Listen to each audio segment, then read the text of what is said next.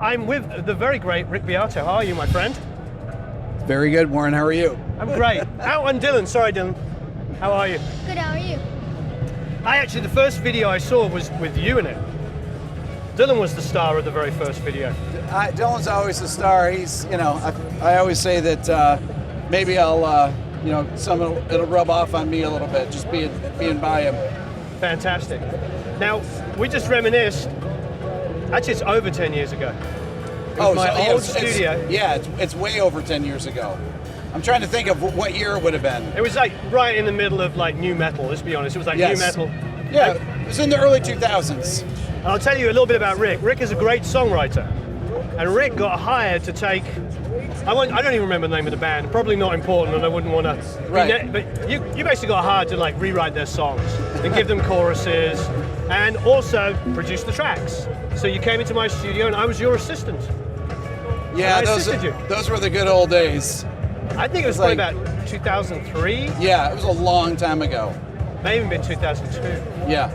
Yeah, I think it was 2002. I mean, it's best. That was a period of time when labels would hire, when I would get hired to go in and write and produce bands. I mean, that was kind of that in-between period where in the 90s people used to write their own songs. Then they thought, well, producers should write the songs with the artists or for them, and then it kind of changed after that. It was great. I mean, I had a wonderful time. It was great because that was my studio, and I love this because when you have a studio and you have your ways of doing things, and then somebody comes in like you, and you're like, oh, it's cool, I like what you're doing, but what about this? One of the things I remember about you is you were fearless. Like he took the top and bottom snare and you combined it onto one track. You're like, I like the sound of the snare, here's my blend, and you bounced it to one track. As opposed to most of us that put in the top and bottom, but you go, this is my snare sound, this is the way it is. Yeah, I like to commit to things early on. I think it's, I don't like to leave as many decisions for later on. Yeah, I think that's very smart. So it's one of those things that continually comes up in conversation with up and coming guys. I get those sessions to mix, and I'm sure you've seen them as well, and you've got 192 channels of stuff, and actually it doesn't really matter the amount of, but it's conflicting tracks because... Yeah.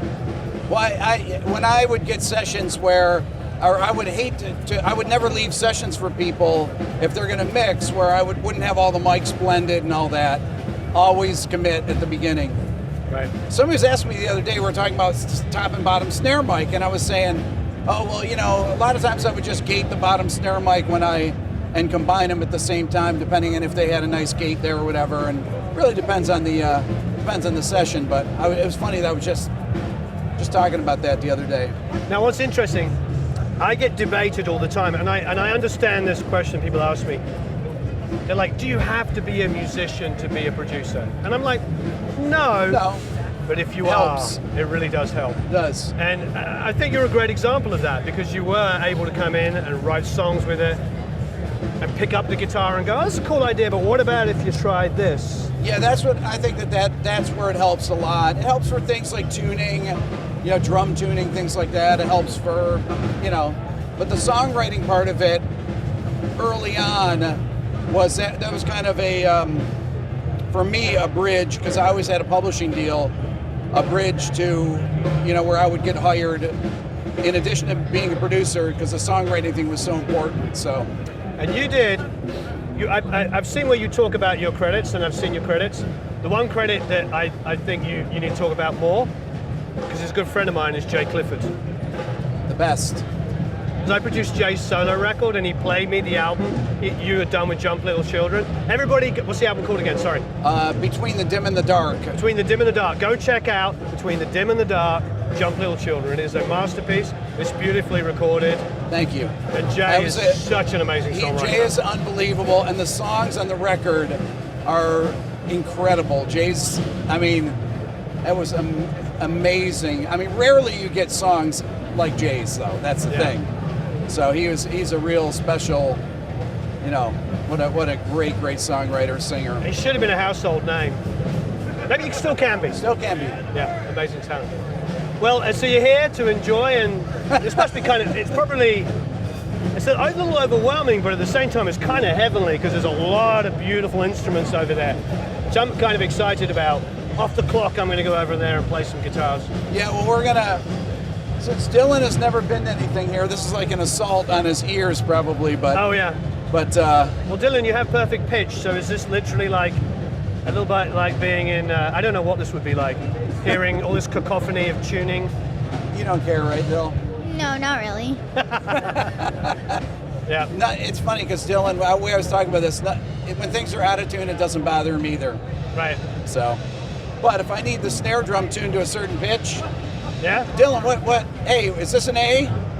No, it's up a little bit. Okay, good.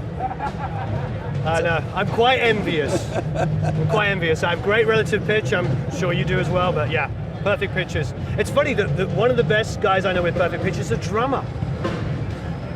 There you go. I read somewhere that John Entwistle said he had perfect pitch until he started playing in rock and roll bands. Well, probably being next to ruined it. Keith Moon Yeah. wouldn't have helped. Yeah, right? exactly. Yeah. Everybody like, give us an E. Like, oh no, that's not an E. Yeah. It was that M80 or something that Oh, yeah. Pete Townsend blew off. Yeah, he's deaf in one ear as a Yeah. result. Oh yeah, terrible. What a mess. Yeah. Well, thank you ever so much. Warren, thank you so much. Great to see you. Great to see you. Good to meet you, Dylan. Thank you very much. So what you have to do is you have to go and check out Rick's channel. It's absolutely superb, and it will be a link or something flying around. Go and subscribe. It's absolutely amazing. He covers everything, and to me, he exemplifies what we talk about. When you talk about, I don't know, because you call it everything music. So you touch on everything. Touching everything, not much on production, but pretty much it's all theory, ear training, songwriting, film scoring, everything like that. Yeah. And I watch it avidly, and everybody that follows me, if you don't follow him, I'd be surprised. They probably already do. I think a lot of people do, because they're always going, did you check out Rick? Oh yeah, I saw that. Yeah. I appreciate it, Warren. Thank you. Really good to see you. Good to see you too.